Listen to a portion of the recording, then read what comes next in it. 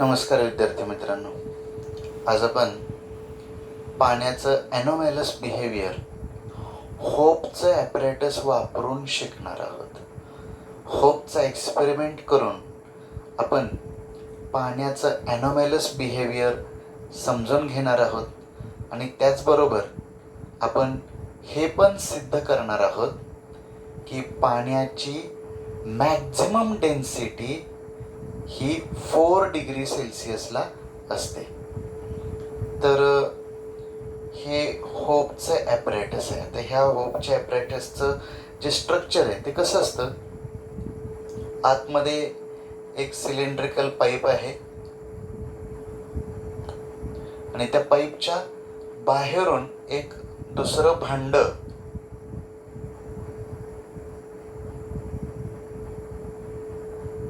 या पद्धतीनं बसवलेलं असतं बाहेरच्या बाजूनं. तुमच्या लक्षात येते का? एक भांड, त्याला हा पाईप आतमधून जाईल एवढं होल असावं आणि हा जो पाईप आहे हा पण खालच्या बाजूनं आपण बंद करून टाकणार आहोत. हा एका पाईपच्या स्टँडमध्ये बसवून टाकणार आहोत. हा पाईप आतमध्ये पूर्ण अखंड आहे आणि त्याच्या बाहेरच्या बाजूला हे भांड आहे. ह्या भांड्यात आपण भरणार आहोत बर्फ. या ठिकाणी दाखवलेलं आहे. हा आहे बर्फ आणि हे जे आतलं भांड आहे त्याच्यामध्ये आहे पाणी. आता आपल्याला वेळ वाचवायचा आहे म्हणून आपण ह्या पाणी साधारण 10-12 डिग्री सेल्सिअसच्या दरम्यानचं टेम्परेचर असणारं घेणार आहोत. यात आणखीन काय आपण करणार आहोत, या पाण्याच्या वरच्या भागामध्ये ह्या पाईपलाच एक होल प्रोव्हाइड केलेलं असतं की ज्याच्यातून तुम्ही थर्मामीटर आतमध्ये घालू शकता. मी इथं थर्मामीटर दाखवतोय. हा थर्मामीटर आहे. त्याचप्रमाणे खाली सुद्धा एक होल आहे की ज्याच्यामध्ये तुम्ही इथं थर्मामीटर बसवू शकता. ओके, 2 थर्मामीटर झाले. तर हा झाला एक्सपेरिमेंटल सेटअप. आता आपण या सेटअपमध्ये काय ऑब्झर्व करणार आहोत, तर प्रत्येक वेळी या थर्मामीटरचं आणि या थर्मामीटरचं टेम्परेचर मोजणार आहोत. आता टेम्परेचर दोन्हीमध्येही सुरुवातीला किती असेल सांगा बरं. दोन्हीही थर्मामीटर मधलं टेम्परेचर असेल 10 डिग्री सेल्सिअस, कारण आपण पाणी 10 डिग्री सेल्सिअसचं घेतलेलं आहे. बरोबर का? आता काय होईल, बर्फ कुठे आहे हो? इथं मध्यभागी आहे. त्यामुळं ह्या बर्फाचा थंडपणा पहिल्यांदा कुठल्या पाण्याला मिळेल? ह्या मधल्या पाण्याला. ह्या मधल्या पाण्यामध्ये हे इथलं जे काही पाणी आहे ते ह्या कडेच्या बर्फाच्या संपर्कात आलेलं आहे. हे बर्फ सर्व बाजूंनी आहे, ह्याच्या संपर्कात आतलं पाणी आलेलं आहे इथलं, आणि हे पाणी थंड होईल. पाणी थंड झालं तर पहिल्यांदा ते आकुंचन पावतं, म्हणजे त्याचं व्हॉल्यूम कमी होत आहे. बघा, हे 10 डिग्री सेल्सिअसचं वॉटर आहे, त्यामुळे हे पहिल्यांदा कूल केल्यावरती कॉन्ट्रॅक्ट होणार आहे, त्याचं कॉन्ट्रॅक्शन होणार आहे, त्याचं व्हॉल्यूम कमी होणार आहे. लक्षात येते का? बघा, त्यामुळं इथलं पाणी कॉन्ट्रॅक्ट जर झालं, बघा व्हॉल्यूम कमी झाल्यावरती डेन्सिटी वाढत असते. लक्षात येते का? व्हॉल्यूम कमी झालं की डेन्सिटी वाढत असते. म्हणजे इथल्या पाण्याची डेन्सिटी वाढली आणि ज्याची डेन्सिटी जास्त ते खाली जात असतं. म्हणजे इथलं डेन्सिटी वाढलेलं पाणी खाली जाणार. बघा, नीट लक्षात घ्या काय होणार आहे ते. इथलं जे वॉटर आहे त्याची डेन्सिटी वाढणार आहे, त्यामुळं ते खाली जाईल आणि इथलं कमी डेन्सिटीचं पाणी वर येईल. इथं या ठिकाणी इथलं जे पाणी होतं सुरुवातीला 10 डिग्रीचं होतं, त्याचं टेम्परेचर कमी झालं, समजा 9 डिग्री झालं. हे खालचं 10 डिग्री तसंच आहे, इथलं 9 डिग्री झालंय. याची डेन्सिटी वाढली. ती वाढलेली डेन्सिटी असल्यामुळे हे पाणी खाली जाईल. इथलं कमी डेन्सिटीचं पाणी वर येईल. हे एवढं समजतंय का? बघा, इथून वरच्या पाण्याला काहीच आता आपण धक्का लावणार नाही आणि त्याच्यात काही बदलही होणार नाही. इथलं पाणी थंड झालं की त्याची डेन्सिटी वाढणार आहे, ते खाली जाणार आहे. इथलं जास्त टेम्परेचर असणारं पाणी कमी डेन्सिटी असल्यामुळं वर येणार. आता इथलं पाणी वर येईल, इथलं पाणी खाली जाईल. म्हणजे इथलं वॉटरचं टेम्परेचर काय झालं? कमी झालं, 9 डिग्री सेल्सिअस झालं, बरोबर का? त्यानंतर काय? आता इथलं 10 डिग्रीचं वॉटर इथं गेलं. ह्या वॉटरची डेन्सिटी आता काय होईल बघा. इथलं 10 डिग्रीचं पाणी इथं आल्यानंतर त्याला बर्फाकडून पुन्हा थंडपणा मिळणार, थंडावा मिळणार, कूलिंग होणार. त्याच्यामुळे याचं टेम्परेचर कमी होणार. पहिल्यांदा याचं 9 डिग्री होईल. 9 डिग्री झालं तर याची आणि ह्याची डेन्सिटी सेमच राहणार, त्यामुळे हे खाली येणार नाही पुन्हा. पण या पाण्याचं टेम्परेचर जेव्हा 8 होईल तेव्हा याची डेन्सिटी वाढेल. लक्षात येते का? बघा, या पाण्याचं टेम्परेचर, इथल्या पाण्याचं टेम्परेचर जेव्हा 8 डिग्री होईल तेव्हा त्याची डेन्सिटी वाढेल. कशापेक्षा वाढेल? इथल्या पाण्यापेक्षा. त्यामुळं आता हे पाणी खाली येईल आणि इथलं 9 डिग्रीचं पाणी वर जाईल. इथलं पाणी खाली येईल, त्यामुळं थर्मामीटरवर आता 9 डिग्रीच्या ऐवजी 8 डिग्री सेल्सिअस टेम्परेचर दाखवलं जाईल. हे असंच होत राहतं. वरचं पाणी खाली येतं, खालचं पाणी वर जातं, ते इथं पुन्हा त्याचं कूलिंग होतं, पुन्हा त्याचं टेम्परेचर अजून कमी होतं. याच्यापेक्षा कमी टेम्परेचर झालं की त्याचं व्हॉल्यूम कमी होतं. व्हॉल्यूम कमी झालं की डेन्सिटी वाढते. डेन्सिटी वाढली की ते पुन्हा खाली येते. बघा, लक्षात येते का? हे पाणी खाली आलं की इथलं थर्मामीटरचं टेम्परेचर अजून कमी दाखवेल. म्हणजे हे 8 डिग्री, नंतर 7 डिग्री दाखवेल, नंतर 6 डिग्री दाखवेल, बरोबर का? त्याच्यानंतर 5 डिग्री सेल्सिअस दाखवेल आणि त्याच्यानंतर 4 डिग्री सेल्सिअस दाखवेल. आता नॅचरली इथलं 4 डिग्री झाल्यानंतर तुम्हाला वाटेल की आता 3 डिग्री 2 डिग्री पण व्हायला पाहिजे, पण तसं होत नाही. ह्या पाण्याचं टेम्परेचर पहिल्यांदा कमी कमी कमी कमी होत जातं अप टू 4 डिग्री सेल्सिअस.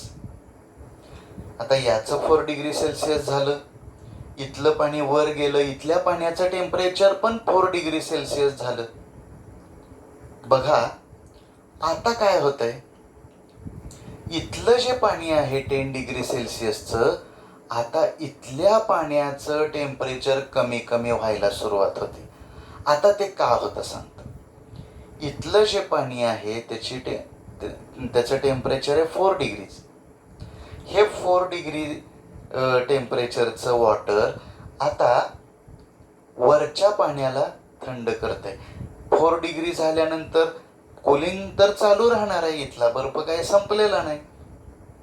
इथला बर्फ तसाच आहे. आतल्या पाण्याचं कूलिंग होणार आहे. कूलिंग झाल्यावर 4 डिग्रीचं 3 डिग्री होणार आहे. परंतु तुम्ही ऑब्झर्व जर केलं तर इथलं टेम्परेचर 4च्या खाली गेलेलं आढळणार नाही. इथलं 4 डिग्री होईपर्यंत कमी कमी होत जातं आणि त्याच्यानंतर या 10चं 9, 8, 7, 6, 5, 4 टेम्परेचर कमी कमी कमी होत जातंय. बघा 9 डिग्री सेल्सिअस, मग 8 डिग्री सेल्सिअस, 7 डिग्री सेल्सिअस झालं, मग 6 डिग्री सेल्सिअस झालं, मग 5 डिग्री सेल्सिअस झालं, मग 4 डिग्री सेल्सिअस झालं. आणि काय आश्चर्य, अजून कमी व्हायला लागले. ह्या पाण्याचं temperature 3 degree Celsius, 2 degree Celsius, 1 degree Celsius, and at last it becomes 0 degree Celsius. तुमचं ऑब्झर्वेशन ह्यात व्यवस्थित असणं गरजेचं आहे. हे असं का होतं ते मी सांगणार आहे. पहिल्यांदा काय झालंय, या थर्मामीटर मधलं टेम्परेचर 10 डिग्री पासून कमी कमी कमी कमी होत 4 डिग्री झालं आणि ते 4 डिग्री झाल्यानंतर वरच्या थर्मामीटरचं टेम्परेचर कमी कमी कमी व्हायला लागेल. अर्थात यात एक गोष्ट पॉसिबल आहे. कोणती? याचं टेम्परेचर कमी होत असतानाच थोडं थोडं याचं पण कमी वेगानं का होईना पण कमी व्हायला लागलेलं असतं. म्हणजे 10चं अगदी ह्याचं 4 डिग्री होईपर्यंत हे 10च राहतं असं नाही, पण 10चं 9 होऊ शकतं. कशामुळं? तर या इथल्या थंड पाण्यामुळं त्याचा थंडावा जो आहे तो थोडासा वरच्या पाण्याला पण मिळणारच आहे आणि त्यामुळं त्याच्या संपर्कातलंच हे पाणी असल्यामुळं याचं टेम्परेचर पण कमी कमी होणार आहे. परंतु याचा टेम्परेचर कमी होण्याचा स्पीड सुरुवातीला अतिशय कमी असतो. हे मात्र एकदम क्विकली 10चं 4 डिग्री पर्यंत येतं. पण हे 4 डिग्री झाल्यानंतर मात्र या इथल्या थर्मामीटरवरती तुम्हाला पाण्याचं टेम्परेचर झपाट्यानं कमी व्हायला लागलेलं आढळून येतं आणि ते खाली खाली येऊन 4 डिग्रीला थांबत नाही. ते 3, 2, 1, 0 डिग्री पर्यंत ह्याचं टेम्परेचर कमी होत जातं. आता ह्याच्या मागचं कारण समजून घ्या. आपण बघितलं की इथल्या पाण्याला थंडावा मिळत होता, हे थंड होत होतं, याचं आकुंचन होत होतं, व्हॉल्यूम कमी होत होतं, डेन्सिटी वाढत होती. डेन्सिटी वाढल्यामुळं ते खाली गेलं, इथलं पाणी वर आलं. पुन्हा हे थंड होत गेलं, पुन्हा ह्याची डेन्सिटी कमी झाली, ते खाली गेलं. आता मात्र इथून वरती काय होतं बघा, इथलं पाणी आता 4 डिग्रीचं आहे आणि 4 डिग्री सेल्सिअस पेक्षा कमी जर टेम्परेचर झालं तर आकुंचन होण्याऐवजी प्रसरण व्हायला लागतं, कॉन्ट्रॅक्शन होण्याऐवजी एक्सपान्शन व्हायला लागतं, व्हॉल्यूम वाढायला लागतं. व्हॉल्यूम वाढली की डेन्सिटी कमी होते. त्यामुळे इथल्या पाण्याची डेन्सिटी आता कमी कमी व्हायला लागली. त्यामुळं हे पाणी इथलं वरती जातं आणि वरचं पाणी खाली येतं. हा प्रकार कुठपर्यंत चालू राहतो? पहिल्यांदा 4 डिग्री पर्यंत चालू राहतो. पण आता 4 डिग्री सेल्सिअस नंतर पुढे अजून काय होतंय? 4 डिग्री सेल्सिअस नंतर पुन्हा इथं असणारं जे पाणी आहे ते थंड होणार आहे. ह्याचं 3 डिग्री होणार आहे, 2 डिग्री होणार आहे. जसं टेम्परेचर आणखीन कमी होईल तसं त्याचं आणखीन एक्सपान्शन होणार आहे. आता उलट व्हायला लागलंय. म्हणून तर ॲनोमॅलस बिहेवियर म्हणायचंय. 4 डिग्रीच्या खाली टेम्परेचर गेल्यावर ह्याचं टेम्परेचर कमी व्हायला लागलं की एक्सपान्शन व्हायला लागतं. 4 डिग्रीच्या खाली गेल्यावरती कॉन्ट्रॅक्शन ऐवजी एक्सपान्शन व्हायला लागतं. त्यामुळं व्हॉल्यूम कमी होण्याऐवजी वाढायला लागतं.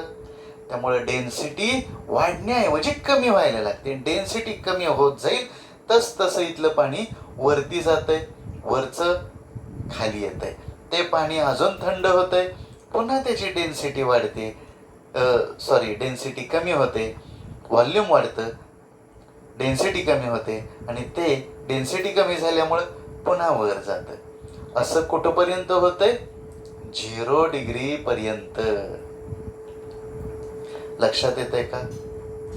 हे 0 डिग्री सेल्सिअस पर्यंत जातं. या पाण्याला कूलिंग होण्यासाठी इथं आपण बर्फ टाकलेला आहे.